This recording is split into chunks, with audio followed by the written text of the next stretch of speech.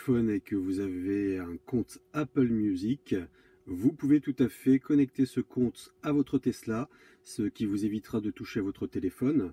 Et avec Apple Music, vous avez une qualité sonore qui est meilleure que la version de base de Spotify inclus dans la connexion premium.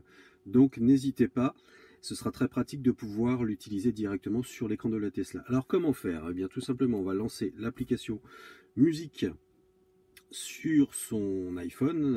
Alors évidemment, si vous n'avez pas de compte Apple Music, c'est 9,99 € par mois. Il faut créer un compte, c'est un peu comme Spotify, Deezer, le même principe. Vous avez énormément de morceaux de musique, vous avez des radios, etc., des podcasts et j'en passe.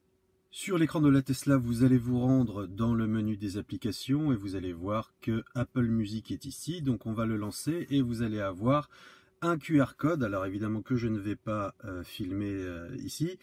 Vous avez un QR code à flasher avec votre iPhone directement pour pouvoir vous connecter au compte Apple Music. Alors c'est ce que je vais faire. Hop, je me mets sur mon profil photo au niveau de l'iPhone. Je vais scanner le QR code. Voilà, donc je clique dessus. L'iPhone demande alors de s'authentifier avec son compte Apple, donc vous mettez votre identifiant Apple qui est généralement votre adresse mail et ensuite votre mot de passe. Voilà, donc du coup l'association avec la Tesla est sur le point de se terminer. On me demande une confirmation, on va tout simplement toucher autoriser. Vous venez de vous connecter avec votre identifiant Apple, votre voiture va être actualisée afin de continuer. Et effectivement, c'est immédiat.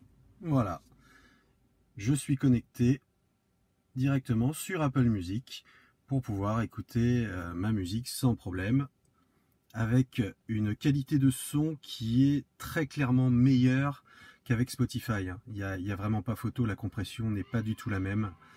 On a un très bon son avec Apple Music sur la Tesla.